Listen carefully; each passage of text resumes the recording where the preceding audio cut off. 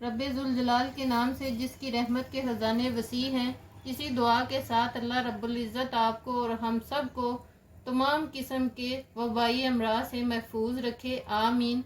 आज इसी दुआ के साथ अपनी रेसिपी का आगाज़ करते हैं। पोटैटो स्टफ पकौड़े जो कि बहुत ही मज़े के बनते हैं। आइए इसके अज्जा नोट कर लेते हैं। 2 बड़े साइज़ के आलू लेकर उनको पीलर से स्लाइसर से काट लीजिए, या आप खुद भी छुरी से भी इसको काट सकते हैं। इतने पतले पतले स्लाइस होने चाहिए और इनको ठंडे पानी में डिप करके रखिए। और इसके बाद जो बकाया चीज़ें ज़रूरत होंगी, 1/4 कप चावल का आटा, आधा कप बेसन, जितना ज़रूरत लगेगा उतना कर लेंगे, पानी हस्बे ज़रूरत,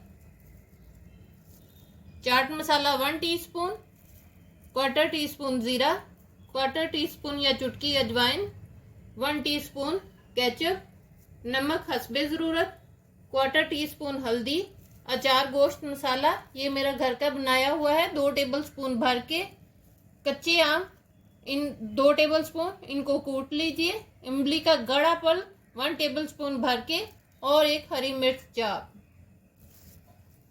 जितनी देर मैं ये चीज़ें तैयार कर रही थी उतनी देर 5-7 मिनट के लिए आलूओं को डिप करके रखा है ठंडे पानी में। अब इनको स्ट्रेनर में डालकर छान लीजिए। आइए अब इसके दूसरे प्रोसीजर की तैयारी शुरू करते हैं। आइए अब इसकी तैयारी शुरू करते हैं। पहले ये अचार गोश्त का मसाला जो है वो डाल दीजिए बाउल में। इसके बाद चाट मसाला,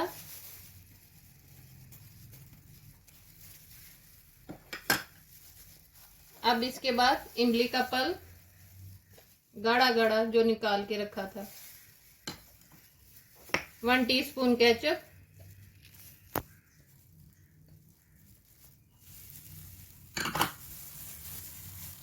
और ये कच्ची कैरी जो जिनको कूट लिया था वो डाल दीजिए। अब इसमें सब्ज मिर्च जो चॉप की थी वो भी डाल दीजिए। अब इन तमाम को अच्छी तरह से मिक्स कर लीजिए। तमाम मसाले को मैंने अच्छी तरह से मिक्स कर लिया है। अब आइए बेसन की तैयारी की तरफ चलते हैं। बाउल में पहले बेसन डाल दीजिए। बेसन को मैंने छान के रखा था। अब इसमें 1/4 कप चावल का आटा डाल दीजिए,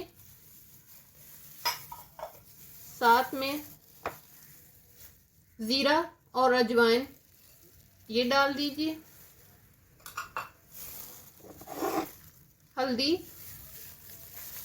इसको डाल दीजिए, और नमक ये 1 टीस्पून है, मैं 1/4 टीस्पून डाल रही हूँ, आप अपने टेस्ट के हिसाब से डाल सकते हैं। और इन तमाम चीज़ों को अच्छी तरह मिक्स कर लीजिए। अब बेसन में थोड़ा थोड़ा पानी डालकर इसको पकौड़ों के बैटर की तरह मिक्स कर लीजिए अच्छी तरह से। पकौड़ों का बैटर इस तरह गाढ़ा और थिक हो ताकि वो पोटैटो पर अच्छी तरह कोट हो सके। अब इसको 5-6 मिनट के लिए अच्छी तरह मिक्स कर लीजिए ताकि इसका कलर बिल्कुल वाइट हो जाए। अब इसको मिक्स कर लूँ, फिर इसके बाद मैं आपसे मिलती हूँ। आइए अब इसकी तैयारी की तरफ चलते हैं। आलू का एक एक स्लाइस लेकर अब इस पर ये जो मसाला तैयार किया था वो इस तरह से पूरे आलू पर लगा लीजिए। लगाने के बाद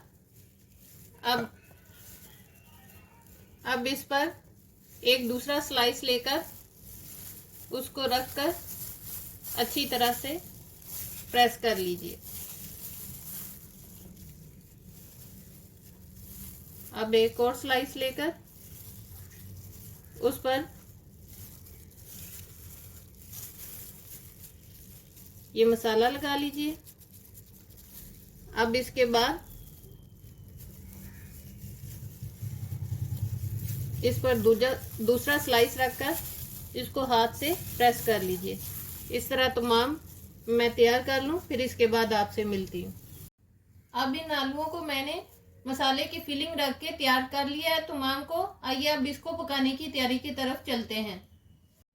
आइए अब इसको पकाने की तैयारी की तरफ चलते हैं। बेसन में डिप कर करके अब इनको इसमें ऑयल गरम करके इसमें डालते जाइए।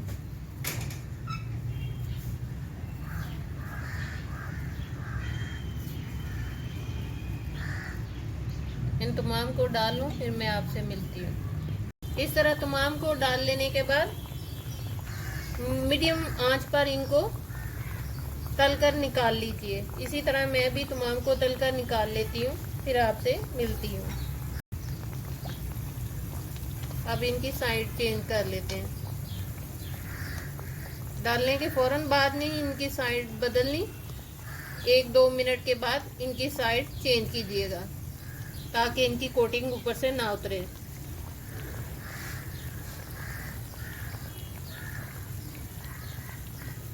इनको लाइट गोल्डन ब्राउन कलर में कर लेने के बाद फिर निकालना है। गोल्डन कलर में कर लेने के बाद इनको प्लेट में टिश्यू पर निकालते जाइए ताकि इनका एक्सेस ऑयल जो है वो इसी में जज़ब हो जाए।